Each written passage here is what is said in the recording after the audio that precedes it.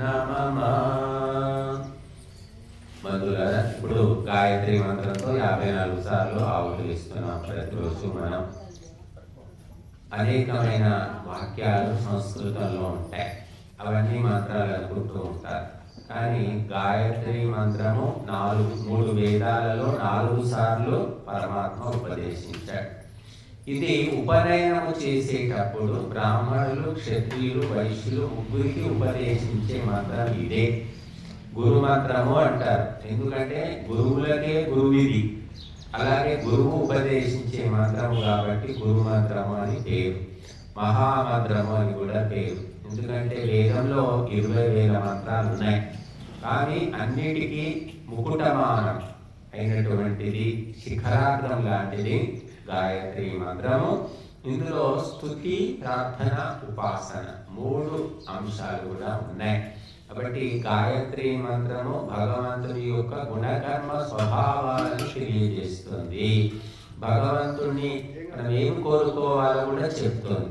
ధియో యో నః ప్రచోదయాత్, ఓ భగవంతుడా మాకు సద్బుద్ధిని ప్రసాదించు అని వేడుకుంటున్నాం. భగవంతుని ఏమి అడగట్లేదు.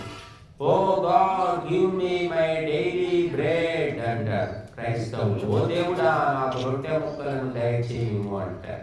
మన రొట్టె ముక్కలు, జాము, చెల్లి ఇవన్నీ అడగము. ఏమడుగుతున్నాం భగవంతుని అంటే బుద్ధిని ప్రసాదించు. ఆ బుద్ధి లేకపోవడంతో ఈ జన్మలు, ఈ దుఃఖాలు, ఈ బాధలు, ఈ పీడలు, ఈ సంసారం ఇవన్నీ వస్తున్నాయి. కాబట్టి ఉత్తమమైన సాత్వికమైన బుద్ధిని ప్రసాదించు అని వేడుకుంటున్నాం. అందుకే ధియో యో నః ప్రచోదయాత్ అంటే మా బుద్ధులను సన్మార్గంలో తీసుకుపో అంటున్నాం. నా బుద్ధి అనట్లేదు, నన్ను ఒక్కడిని మంచి దారిలో తీసుకుపో, మిగతా వాళ్ళు ఏమైనా కానీ అనట్లేదు. మనం ఇక్కడ మమ్ములను అందరినీ సన్మార్గంలో తీసుకుని వెళ్ళు, సద్బుద్ధిని ప్రసాదించు అని సామూహికమైనటువంటి ప్రార్థన ఉంది ఇక్కడ. ఎప్పుడైనా చూడండి, మనం ఎప్పుడు సంకుచితంగా నేను నేను నేను నేను నేను కాకపోతే నా కుటుంబం, నా కుటుంబం కూడా కాకపోతే నా కులం, ఆ కులం కాకపోతే ఇంకా అంతకంటే దాటితే మంచిదే. కాబట్టి కేవలం నేను నేను అనుకునేవాడు అహంకారంతో నాశనం అవుతాడు. కాబట్టి మీతో పాటు నలుగురిని కలుపుకొని ప్రార్థించు. అందుకే మనకు వేదంలో మృత్యుంజయ మంత్రం కూడా అంతే. మృత్యుంజయ మంత్రం కూడా నా ఒక్కడినే మృత్యువు నుంచి తరిపజేయని వేడుకోవట్లేదు. యజామహే అంటున్నాం. యజామహే అంటే బహువచనం, ప్లూరల్ నంబర్. మేమందరం కలిసి నేను ప్రార్థిస్తాము, పూజిస్తాము అని మృత్యుంజయ మంత్రంలో కూడా చెప్తున్నాం. కాబట్టి ఒంటరిగా ధ్యానం చేసుకుంటారు యోగి, ఒంటరిగా ఉంటారు. కానీ ఇది యజ్ఞం అనేది సామూహికమైనటువంటిది. కాబట్టి అందరూ కూడా సమాజంలో ఉన్న అన్ని వర్గాలు, అన్ని రకాల వ్యక్తులు పాల్గొనాలి. అందరి బుద్ధి శుద్ధి కావాలి. అప్పుడే సమాజం శాంతియుతంగా ఉంటుంది. కొంతమంది బుద్ధిమంతులు ఉండి మిగతా వాళ్ళంతా బుద్ధిహీనులు ఉంటే ఎప్పుడు గొడవలు అవుతూనే ఉంటాయి. భార్య చాలా మంచిది, ఉత్తమురాలు, పతివ్రత, చాలా సజ్జనురాలు, భక్తి ఉంది, భర్తకి ఏమీ లేదు, తింటాడు, తాగుతాడు, తిరుగుతాడు, పని చేయడు. అప్పుడు ఏమవుతుంది చెప్పండి? బట్ అందరికీ బుద్ధి ఉండాలి అని మనం ఇక్కడ మంత్రం ద్వారా కోరుకుంటున్నాం. అప్పుడే శాంతి భద్రతలు అనేవి ఉంటాయి.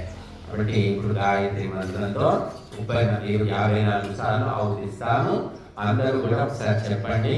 ఓం భూర్ భువః స్వః తత్ సవితుర్ వరేణ్యం భర్గో దేవస్య ధీమహి ధియో యో నః ప్రచోదయాత్.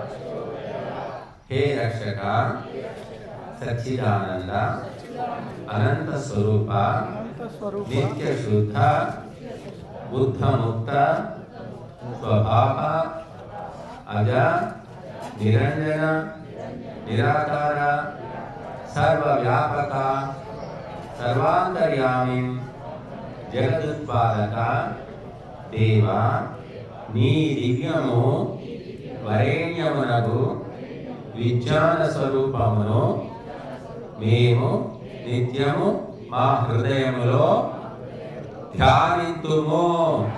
మాకు ధారణ శక్తి గల బుద్ధిని ఇచ్చెదవుగాక. మేము ఆ బుద్ధి సహాయమున బ్రహ్మచర్యాది సద్వ్రతములను ఆచరించి విద్యానాదులను పొంది పరమ సుఖములు అనుభవింతుముగాక.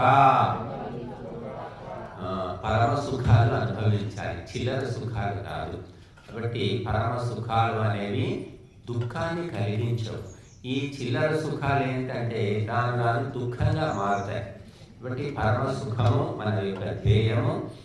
ఈ మంత్రాన్ని ఏ దేశంలోనైనా మనం పఠించుకోవచ్చు, ఏ కాలంలోనైనా పఠించుకోవచ్చు. ప్రాంతము, భాష, వర్ణము, లింగము, వర్గము, భేదము లేకుండా మానవులంతా ఈ మంత్రాన్ని స్మరించుకొని సర్వకాల సర్వావస్థలలో మంత్రాన్ని స్మరించుకొని ధర్మాన్ని, అర్థాన్ని, కామాన్ని, మోక్షాన్ని సాధించి మరి జన్మను చరితార్థం చేసుకోవచ్చు అన్నమాట. అది ఈ గొప్ప మంత్రము. కానీ ఈ మంత్రము చెప్పేవాళ్ళు లేదు. నువ్వు మాంసం తింటున్నావు, నువ్వు మంత్రం జపం చేయొద్దు. నువ్వు తాగుతావు కాబట్టి నువ్వు చేయొద్దు. నువ్వు ఇంకేదో చేస్తావు, నువ్వు చేయొద్దు అని చెప్పేవాళ్ళు బోలెడున్నారు. కొంతమంది ఏమంటారు, మీరు ఆడవాళ్ళు ఒక గాయత్రి జపం చేయొద్దు అంటారు. అలా ఎక్కడ చెప్పారు? ఏ శాస్త్రంలో ఉంది? మాంసము తినేవాడు కూడా గాయత్రి జపం చేస్తూ చేస్తూ చేస్తూ క్రమంగా బుద్ధి శుద్ధై ఆ మాంసం కూడా మానేస్తాడు. ఇప్పుడు మొద్దు ఉంటాడు, సోమరిపోతుంటాడు, బుద్ధిహీనుడు ఉంటాడు. వాడిని స్కూల్లో వేస్తే బుద్ధి వస్తుందా లేదా?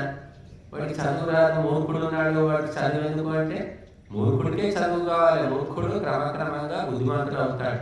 కాబట్టి వాడు మాంసం తింటున్నాడు, వీడు ఏదో చేస్తున్నాడని ఎవ్వరికి చెప్పకుండా దాచిపెట్టి చివరికి ఆ మంత్రం ఏంటో ఎవరికి తెలియదు.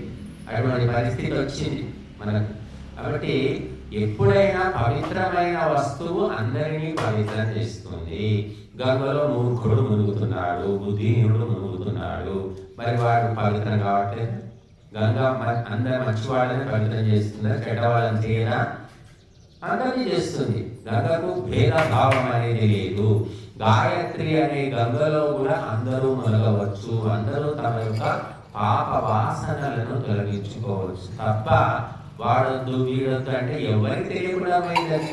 చివరికి ఆ వద్దని చెప్పినా ఆ పండితులు కూడా జపం చేయట్లేదు. కాబట్టి మనము శ్రద్ధాసక్తులు అనేవి ప్రధానమండి. శ్రద్ధాసక్తులు ఉంటే ఒక సామాన్యుడు కూడా స్వర్గానికి వెళ్ళగలుగుతారు.